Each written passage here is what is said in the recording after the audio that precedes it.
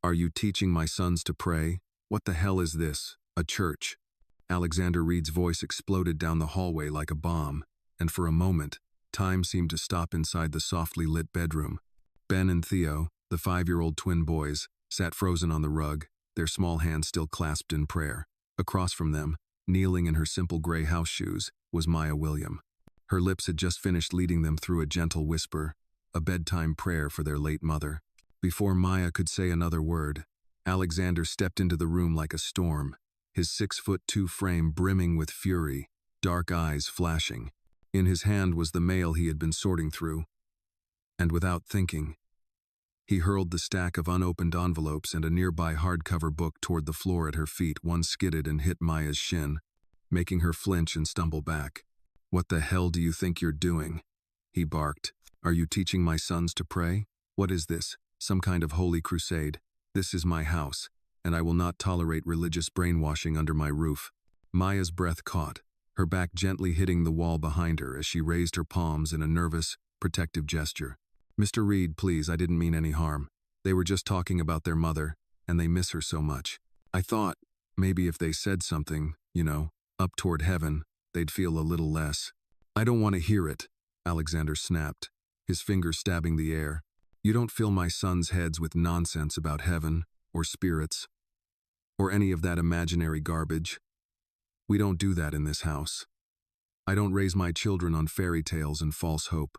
Ben stood up quickly, his small voice trembling. "Daddy, she just told us we could talk to Mom." Theo added. "Not like church stuff. Just like, if we say how we feel, maybe Mom will hear it. That's all." Maya looked at the boys, her heart cracking as she saw the fear in their eyes. "I didn't preach anything," she said quickly, her voice trembling now. "I just wanted them to feel less alone, that's all. I'm so sorry, Mr. Reed. I didn't mean to disrespect your beliefs." But Alexander wouldn't hear it. "You did disrespect them," he said, his voice like stone. "You knew the rules. You broke them. I'm done. Pack your things. You're gone first thing tomorrow." Ben's eyes welled up. "No, Daddy. Please don't send her away. She helps us sleep. She helps us feel better," Theo whispered. "Enough," Alexander bellowed, his face darkening. "Back to your room. Now." The boys hesitated. Ben's hand clung to Maya's skirt, and she gently guided it away.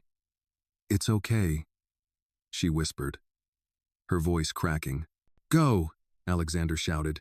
Startled, the boys ran, tears silently streaming down their cheeks as they disappeared down the hallway. Maya stood alone now, the room suddenly too big and too silent. She swallowed hard. "Mr. Reed," she said, her voice low and pleading, "please don't fire me. I didn't mean to overstep. I didn't think." "You didn't think, that's right," Alexander said, turning away. "And now you're done. That's the end of it." "No, I promise I won't do it again," Maya said quickly, stepping forward just slightly. "I'll follow every rule. I won't even talk about anything you don't want. I care about those boys." Alexander didn't look back. "You'll be gone by morning." And with that, he left her standing there. She felt the heat in her cheeks, the sting of humiliation, and the trembling in her knees. Alone in the quiet room, she sat down slowly on the edge of the boys' bed, her hands shaking in her lap. If you feel for the character, give this video a like, and don't forget to comment where you're watching from. You might be surprised to find neighbors nearby watching too. The next morning, Maya left early, quietly. She didn't say goodbye. Alexander hadn't given permission. But before she closed the door behind her, she left a small shoebox on the kitchen counter. Inside were 2 crayon drawings the boys had made. One showed Maya standing under a star-filled sky with Ben and Theo, holding hands and looking upward. Above them was a smiling woman in the clouds, their mother. The second drawing was more personal, a bedtime scene. A stick figure Maya reading to the twins while they smiled. A crescent moon hung overhead. Beneath the pictures was a short note, written in careful cursive. "Mr. Reed, I understand you're angry. I'm sorry I broke your trust. I wasn't trying to teach them religion. I only offered a small way to cope with missing someone they love. At that age, grief is too heavy to carry alone. I wanted to give them something soft to hold on to. Maya. Alexander found the box just after breakfast. He read the note once, then shoved the lid back on, hard. He didn't want to feel anything, not remorse, not doubt. He was a man of reason, logic, reality. But in the days after Maya's departure, things began to shift quietly, painfully. Ben and Theo no longer bounced into the kitchen with sleepy grins. They stopped asking for story time. They stopped asking for anything. They became withdrawn.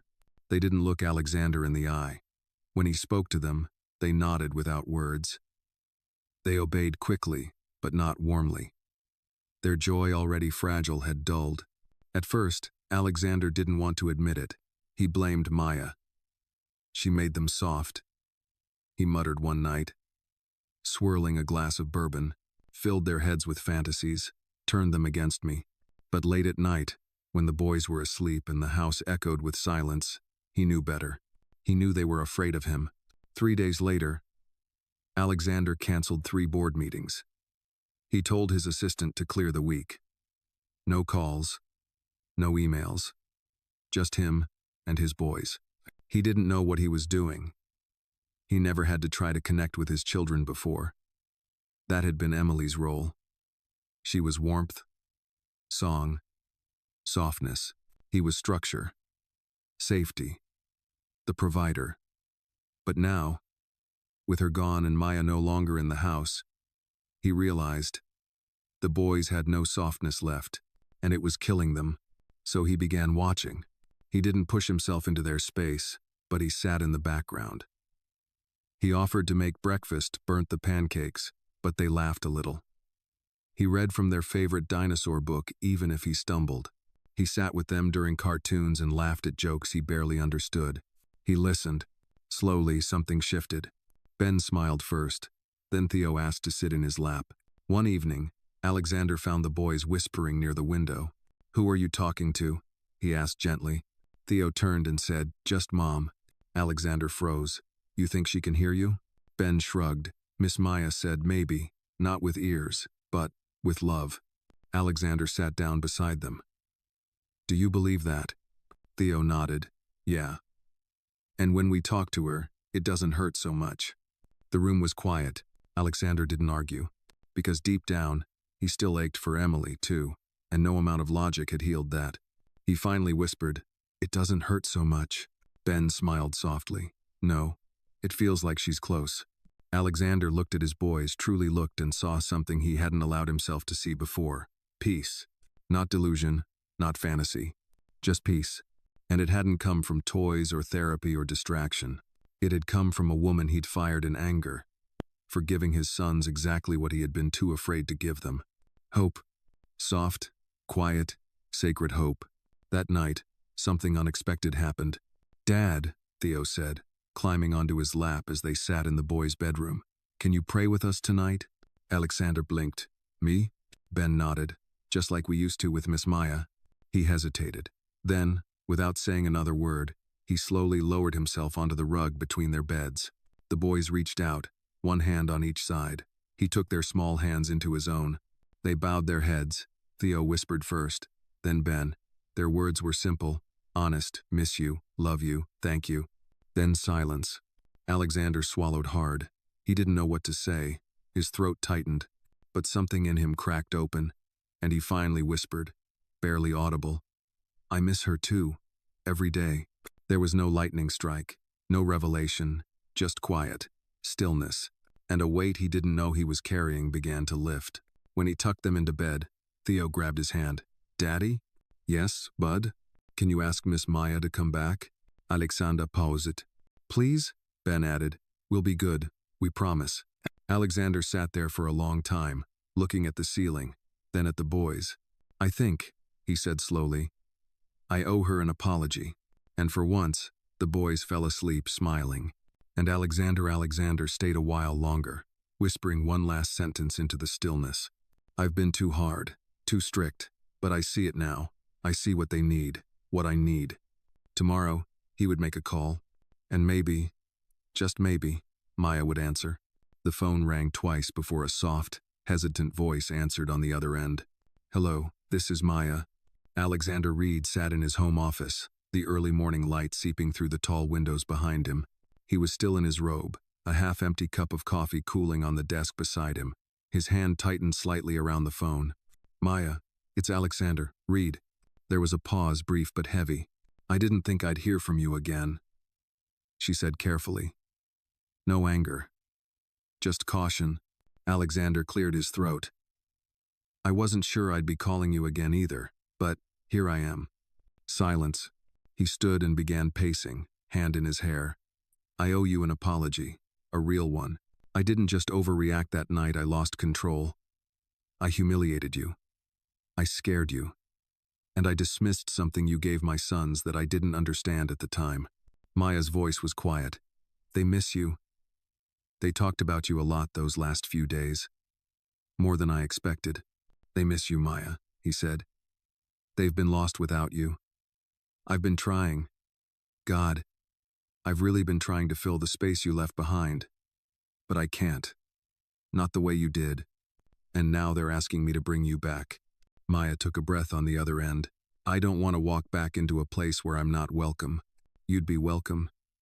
This time, he said firmly. On your terms. No restrictions. No conditions about what you can or can't say to my kids. I'm not that man anymore. A moment passed, then another. Finally, Maya said softly, I'll think about it. I'll cover your transportation. Anything you need, Alexander said quickly.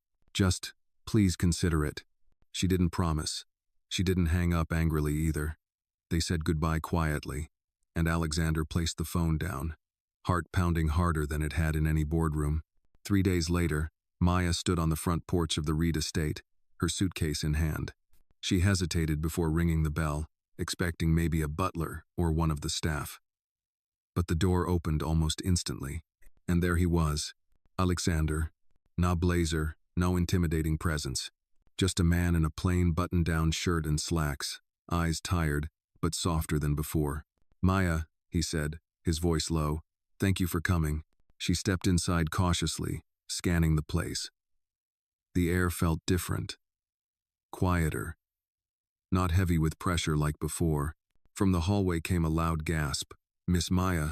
Ben and Theo rushed down the stairs barefoot, their small arms wrapping tightly around her legs. She laughed, a sound neither boy had heard in weeks. You two are growing already, Maya said, crouching to hug them both. Alexander watched from the side, arms folded, guilt etched behind his eyes.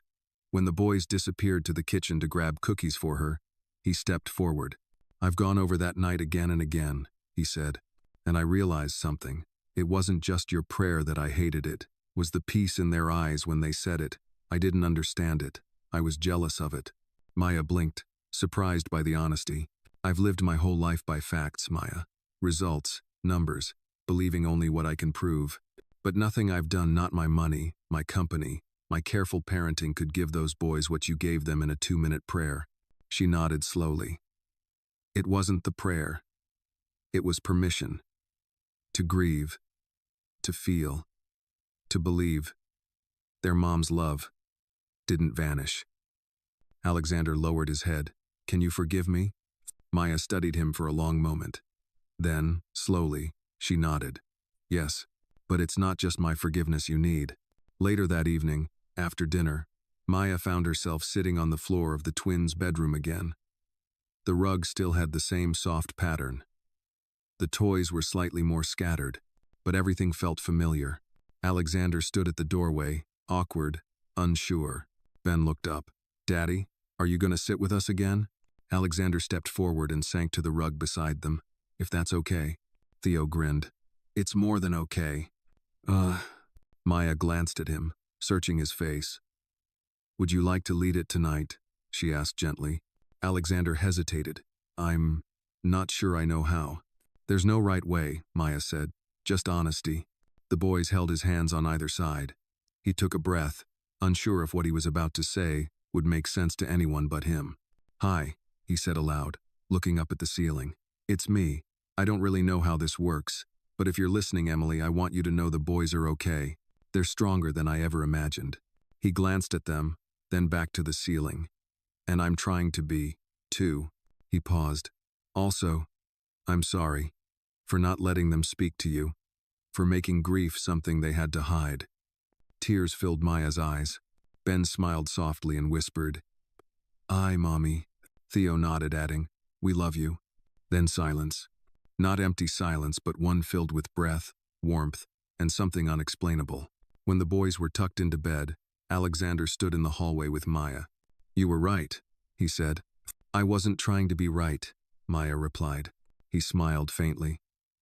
"I was too harsh, too disciplined. I thought control was the answer. Turns out, softness matters just as much." Maya looked at him carefully. "So what now?" "I want you to stay," he said simply, "not just as a nanny, as someone they trust, and someone I trust." Her eyes glistened. "On my terms?"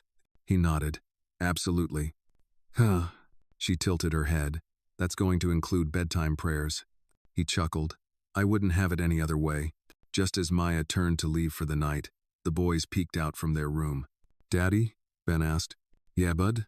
Thank you for asking Miss Maya to come back." Theo added, "Best prayer ever." Alexander smiled, and this time, it reached his eyes. "Best decision I've made in a long, long time." No. The morning after Maya's return, the house felt different, not just to the boys, but to Alexander himself. There was a quiet hum of peace in the air. For the first time in weeks, the twins woke up on their own, wandered into the kitchen, and greeted their father with soft smiles and messy hair. He was already there, awkwardly flipping pancakes, wearing an apron that looked comically out of place on his tailored slacks. "Morning, boys," he said. Theo peeked over the counter. "Are those chocolate chips?" "I may have gone a little overboard," Alexander admitted. Ben tilted his head. "You burned the last ones." Alexander chuckled. "Don't remind me." Maya entered moments later. Her presence like a breeze brushing through the room, gentle, steady, grounding. She wore simple jeans and a blue blouse, her curls tied up, eyes alert and warm. "You're cooking?" she asked Alexander, raising an eyebrow. "I'm attempting to," he corrected. "Smells like enthusiasm," she teased. They all sat at the table together, a rare moment, even before Emily's death. Alexander had always eaten separately, busy with conference calls or international markets. But now, he was there, watching the boys tell silly stories between bites. Theo leaned across the table mid-laugh. "Daddy, guess what? Ben told a joke at breakfast." "Oh, really?" Alexander smiled. "Let's hear it." Ben grinned. "Why did the pancake go to therapy?" "Why?" Alexander asked. "Because it felt flat." "Oh." Maya laughed first, then Theo, then Alexander, shaking his head in mock despair. After breakfast, the boys went out to the backyard, their toy spaceship in hand. Maya began cleaning up, but Alexander stayed seated, stirring the remains of his coffee. "I don't know how long this will last," he said quietly. Maya glanced at him. "What do you mean? This peace, this calm. Part of me keeps waiting for it to fall apart again." Maya wiped her hands on a towel. "Alexander, peace isn't something that just falls into your lap. It's something you practice. The boys are adjusting because they feel safe again. That's not an accident. That's you showing up." He hesitated, his voice lower now. I didn't realize how afraid they were of me." Maya walked over, sat down across from him. "You weren't cruel," she said gently. "You were hurting. You were trying to control your pain by controlling everything else. I've seen it before. Parents afraid to feel, so they ask their children not to feel either." Alexander looked away. "You never taught them to cry," she continued, "but they had to, and you're lucky they found a way to do it without falling apart." He nodded slowly, eyes glistening but not breaking. Later that afternoon, Alexander watched from the upstairs window as the twins played in the grass. They built a pretend rocket launch site using garden stones and popsicle sticks. Maya sat nearby with a book, occasionally peeking up to remind them not to dig too deep. He wasn't just watching them, he was studying them, their joy, their ease, the way they moved like they belonged to the world again. It struck him he hadn't just been an absent father, he'd been emotionally unreachable. Later, When Maya came inside to prepare snacks, Alexander met her in the hallway. "There's something I haven't told the boys yet," he said.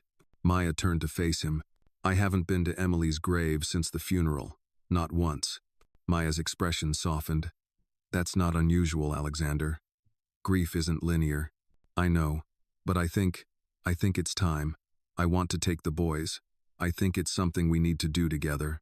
Maya nodded. "Do you want me to come?" He paused. "Would you?" "Of course." The next morning, under an overcast sky, Alexander drove the three of them himself, the boys and Maya, to the cemetery on the outskirts of town. The boys were unusually quiet in the back seat, each holding a small bouquet of hand-picked wildflowers. When they arrived, the gate creaked as it opened. Alexander parked under an old oak tree and stepped out slowly, his breath visible in the chilly morning air. They walked together down the narrow path, Maya holding Theo's hand, Alexander guiding Ben. When they reached the modest headstone white marble, engraved with Emily Grace Reed, beloved wife and mother, the boys stood still, their heads slightly bowed. Alexander knelt first. "I'm sorry it took me so long to come here," he whispered. Maya stood a respectful distance behind, giving them space. Ben placed his bouquet down. "Hi, Mommy. We miss you." Theo added, "We talk to you every night now. I hope you hear us."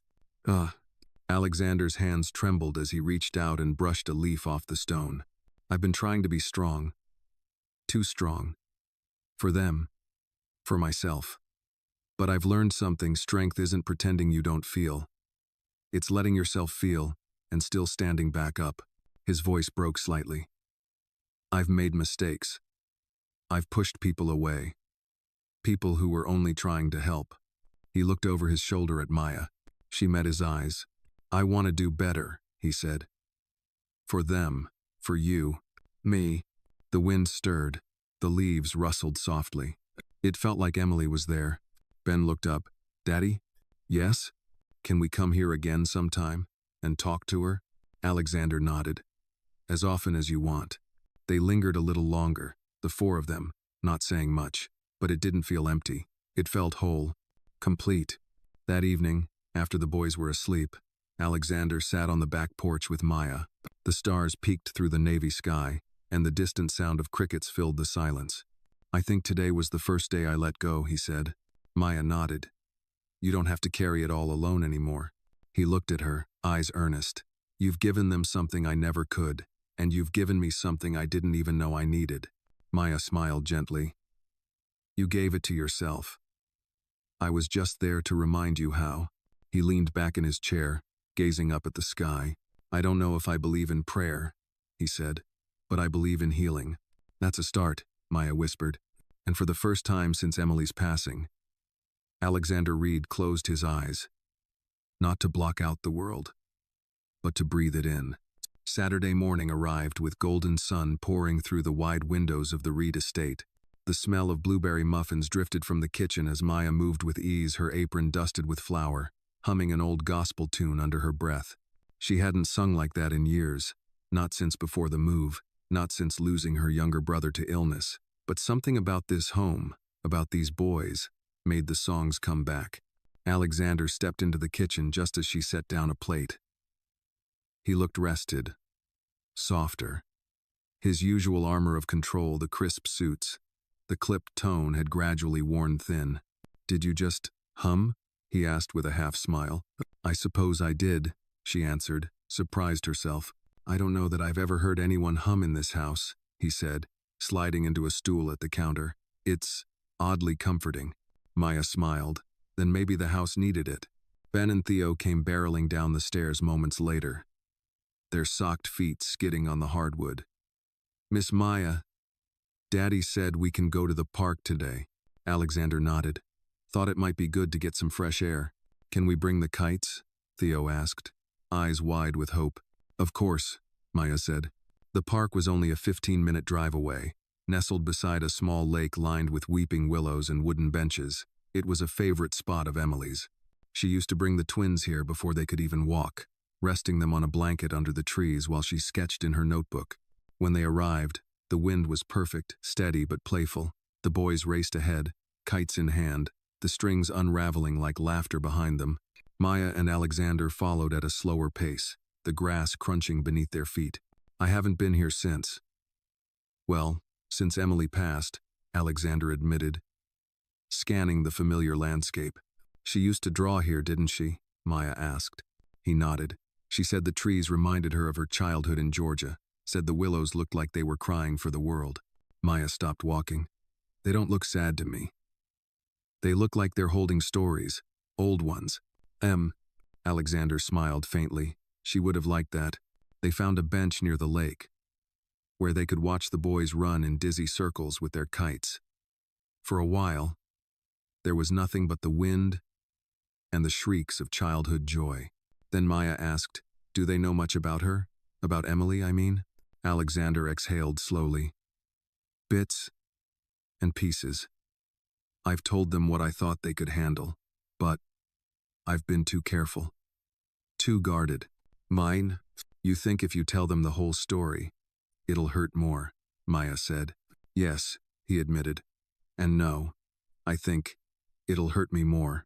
Maya looked at him kindly. They don't just need facts, they need her. The sound of her laugh. The way she danced when no one was watching, the stories only you can give them. He nodded, eyes glassy. You're right, start small. She encouraged. A story at bedtime. One memory. One moment. That's all it takes. That night, after the boys had bathed and wriggled into their pajamas, they curled up on either side of Alexander in the reading nook. The room smelled like lavender and old books. Maya leaned against the doorframe, silently watching. Boys, Alexander began, clearing his throat. Do you remember that time we went to the beach with Mommy? Ben's eyes lit up, where she buried Theo in the sand up to his neck. Alexander laughed. Exactly. And you thought he'd be stuck there forever. Theo giggled. She told me crabs were gonna nibble my ears. She did, Alexander nodded, smiling. She was always teasing. But do you remember what she did right before we left that day? The boys thought for a moment. She picked up a shell and whispered into it, Ben said. Alexander nodded.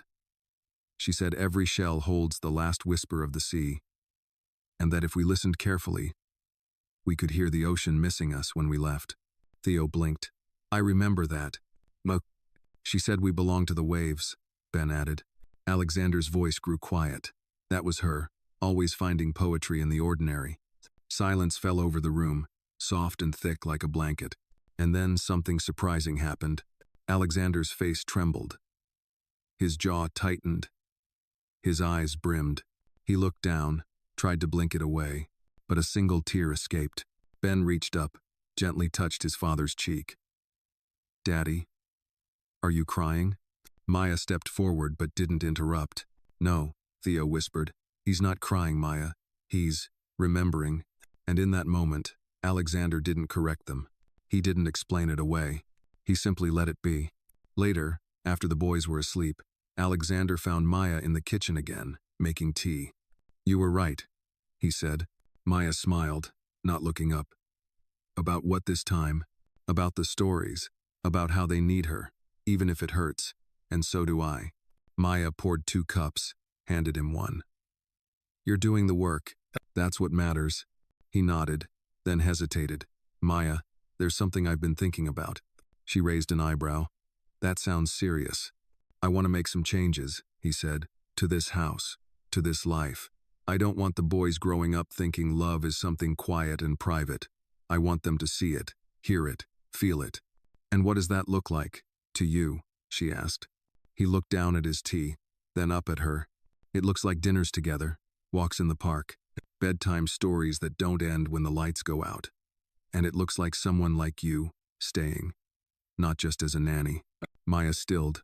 Alexander, I'm not asking for anything more than your presence, he said quickly. Just stay. Keep being the voice they trust, the warmth they need. And maybe, if you can, keep humming those songs. Maya laughed softly. You're not as complicated as you think. Is that a yes? He asked. She didn't answer, but she didn't say no either. And outside, beyond the quiet of the kitchen, the night air was still like the pause between heartbeats full of something new and something healing. The morning fog hung low outside the Reed estate, casting a silver hue over the garden. Inside, the warmth of routine had returned. Maya prepared breakfast while Ben